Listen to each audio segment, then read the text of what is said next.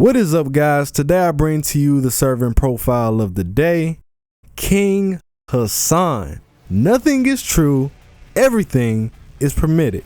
Look at this design. Tell me this man doesn't look like he belongs in Dark Souls. He can be summoned as an assassin.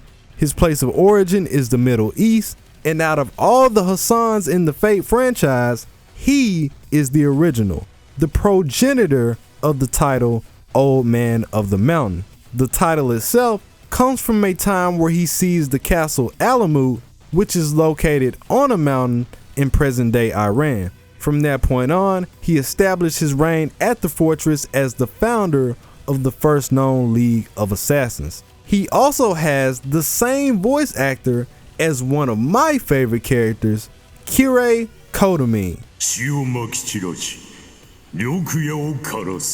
What makes it even more interesting is that he's basically playing the same role, both characters being devout individuals who operate solely and wholeheartedly through the word of God.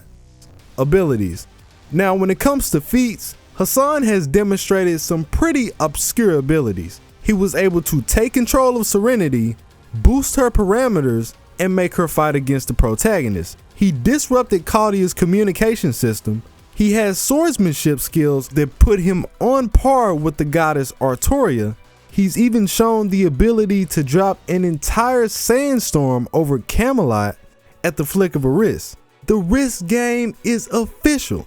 He parried the attacks of Gawain using his cloak alone, and he allowed Gawain to use his phantasm at full power just so he can turn around and block it anyway. Get that weak ass shit out of here.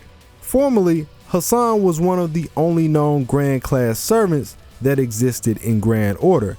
However, as of the Babylonia chapter, he has relinquished his title of being Grand Assassin and can now be summoned as a regular servant. Class skills. Presence Concealment. The rank is A class. It's a skill that allows you to wipe yourself off the radar. Now, unlike other servants who may have this skill, Hassan gives off a curse that forewarns the target that their death is approaching. Even the powerful spirit Ozymandias was victim to this same fate. Using this same skill, Hassan was able to sneak inside Ozzy's temple, and by the time he realized what was going on, a chill shot up his spine and Hassan cut his head smooth off his body. Independent action. The rank is B class. Originally, this skill was meant to be for archers only, but this man is so cheap that they just gave it to him anyway. The faith that Hassan devotes to his Lord is unrivaled. During his life, he spent over 30 years spreading awareness of the Islamic word. He would go as far as shaving off his own skin and carving out his internal organs if his Lord required it. Because of this determination, he can move independently through his will alone. Personal skills. Battle continuation. The rank is EX. It's a skill that allows you to keep fighting until your opponent blesses you with that one-hitter quitter. Now, if you've seen my coup profile, I talked about how his battle continuation was one of the things that allowed him to survive against Gilgamesh for 12 hours straight.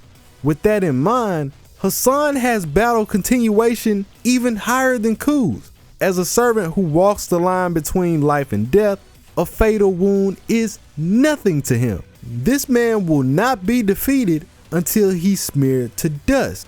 Even if you slice off half his body, he'll keep coming at you as if nothing happened. Protection of the faith. The rank is A+++. It's a skill that's given to those who sacrifice themselves for a religious purpose. So during his life, Hassan aligned himself with the Nazaris, which is a branch under Islam that held different values from the main body. He was so devoted that he went as far as executing his own sons to abide by this doctrine. What? Did you think I'd treat them differently because they're my children? Nonsense. The skill itself will give clarity to the mind and the body from the dedication to their beliefs. Normally, servants that possess this skill at a rank too high would cause defects in their personality. King Hassan, on the other hand, has yet to show any adverse effects. Evening Bell. The rank is EX. It is the same bell that dawns the sound of a funeral, the same sound that dawns a person's demise. This skill is given to those who have become one with the rite of passing. In Hassan's case, his rite of passing would be the ceremony of death, since he himself is a tool for bringing people to the other side. Natural Body. The rank is C to A class. It's a skill that means that you've had a perfect body since birth. It also allows him to increase the parameter of his physical strength. And since the time he was summoned, he has remodeled his body to further support his religious faith. Because of this, the skill has dropped down to C class. Uncrowned Martial Arts. There is no rank. It's a skill that misleads the opponent of your true parameters. Swords, spears, bows, riding, and divinity will all appear 1 degree lower when facing off against the enemy. In Hassan's case, his sword will appear weaker, allowing him to trick his adversary and use it to his advantage during battle. If you are lucky enough to expose his true name, then the effect will subside. At the Boundary. The rank is A to EX. It is a skill for those who walk through the valley of the shadow of death, and therefore they are one with death. He cannot be frightened, nor can he be killed by an effect involving instant death.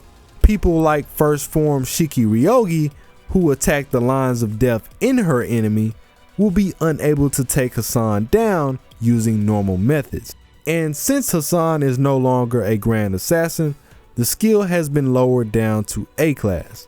Azrael, the angel that announces death. The rank is C class. It's an anti-unit phantasm, which means it's used against one person. It's a phantasm made in reference to the angel of death, Azrael. The sword itself has acquired the same faith that Hassan held during his lifetime. Now, even though the possibility is slim, there is a slight chance that his blade will kill the target instantly.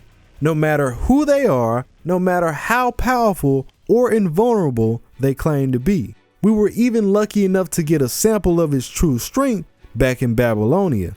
Just as the protagonist seemingly had his back against the wall, Hassan was able to stab the concept of death into the invulnerable mother goddess, Tiamat. Now, when it comes to servants who are familiar with the concept of death, like Ereshkigal, rejoice. The blade will be unable to apply this effect. Upon its use, Hassan will approach the target engulfed inside a body of flames. He will then proceed to decapitate his victim, showing them the true path that leads to salvation. That about wraps it up. If you enjoyed the video, please like it up so we can get this trending. Feel free to add information as you see fit, and let me know what you guys think about it. It's your boy Tsiah. I'm out.